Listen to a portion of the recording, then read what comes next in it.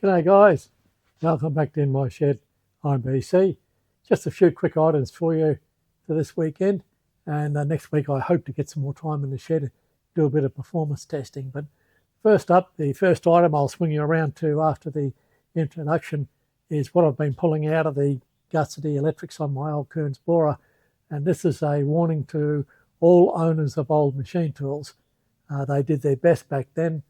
Some of it just isn't up to 60 years of coolant affecting the plastics and the rubber insulation. I saw this in welding equipment from the 1960s and 70s and actually pulled a hot top off an old Robart, I think it was, MIG welder, and all the HF wiring was bare and all the insulation was down in the bottom. Bloody awful affair. This wasn't all that dangerous unless you're putting your hands in amongst the wiring all the time, but yeah, it could lead to a disaster. And second, I'll give you a bit of a look at some diamond wheels I picked up. I hinted at it in the last video where I will unbox them, explain what each individual wheel is for, and let's hope that later in the week I'll get the bit of performance with them. Okay, swing you around, show you some wires. Okay guys, there's only one bit of the wiring that had trouble. For some reason the factory guys fitted different wiring to the harness down to the 3-speed motor. Maybe it came as a package deal, I don't know. But I had some other problems, so I took the control cover off and I was met with a few bits of insulation sitting down in the bottom of the compartment. So I went back further along the wires. That's a good example.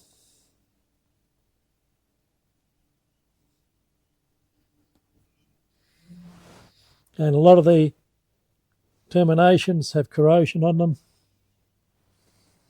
That one's all green on the inside.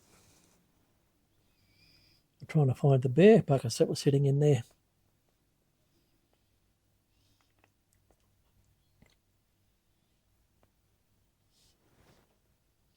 That bit I just showed you.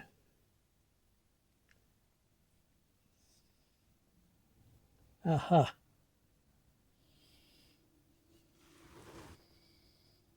That's a very good example of what it was like. And these are 4 15-volt wires.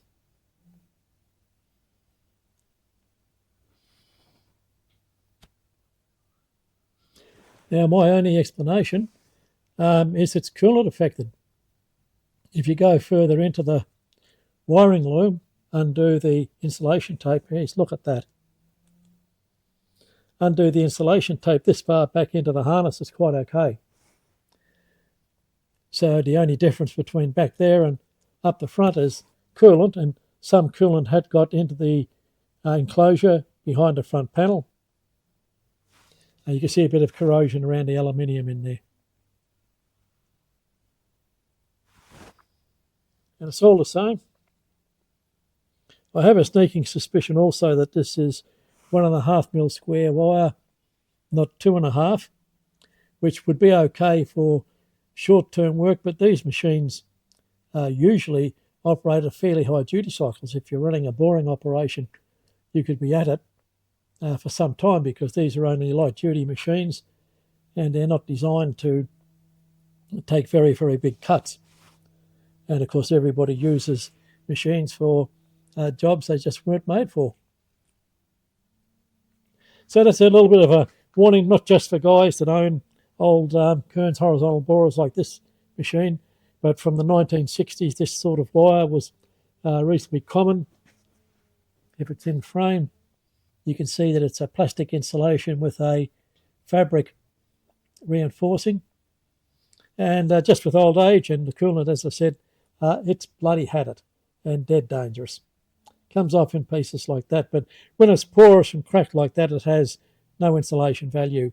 And if it's anywhere down to frame, especially where they've wrapped the bloody wire number in copper over the top of the bit that's got corroded, or rather it got corroded under or eroded underneath the winding, yeah, good path for transmission of electricity down to frame. Okay, I'll get to diamond wheels and bring you back. Okay guys, back again. This is a pair of 11V9 or flared cup wheels. They're in cubic boron nitride CBN 240 grit, which is a little bit on the coarse side, but I don't like going to too fine a cut if you've got to take a bit of material off. A couple of things I noticed straight up. Look at the presentation of the blank. The machining is extremely good. I don't know why the little rebate there could just be part of their programming. The descriptor is etched on the inside of the wheel, but look at the amount of CBN material. Now I've got 5 wheels in total here, and it came up to $450 Australian, something like that, delivered. So if these wheels perform as good as I think they will, I've got an absolute bargain. I expect to get a good life out of them, and some very, very good tool grinding. They've been dressed to absolutely high standard. Very, very pleased with that.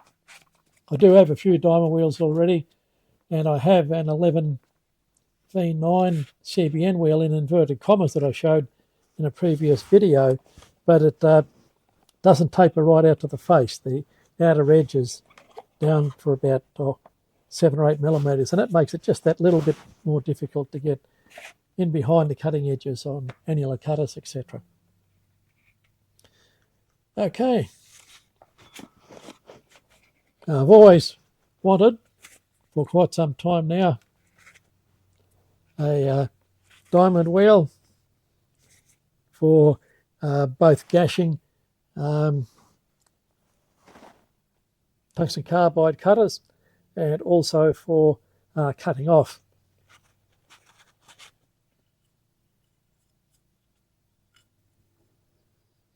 Now these are 180 grit.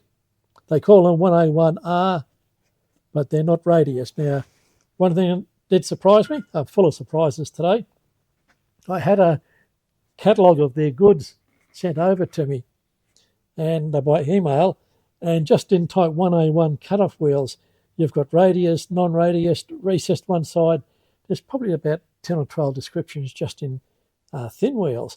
You can have them with a thicker hub, with the straight hub like I've got here, and prices all very, very similar. So, yeah, what you get is really good service. I think a good product.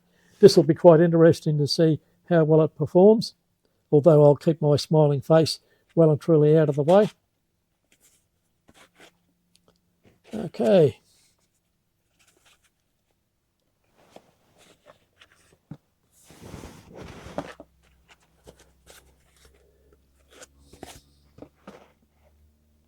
Oh, rightio.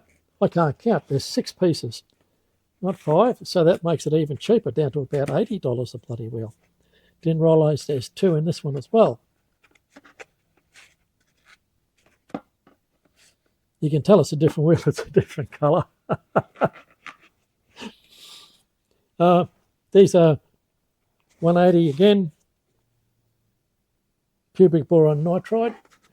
Yep, CBN wheel. 180 grit. Now, also, attention to detail, a little bit of inhibitor on the hub of the wheel. So, yeah, very, very surprised. Now, these are not quite as good a finish. You can see a little bit of grinding marks on here where they've thinned the wheel down. I don't know whether that was Jerry manufacture or prior with the blank. But, yeah, all in all, I think I've had a pretty good win here. Now, service is good. As I said in an earlier video, that communications wasn't all that easy because the lady who does their sales work, in inverted commas, May is her name, she only has very broken English. But they really do just go out of their way to give you the best of service and a good product. So, yeah, next video on these wheels will be trying them out, both for cutting off and gashing, and I'll be using the flared cup wheels for sharpening other cutters.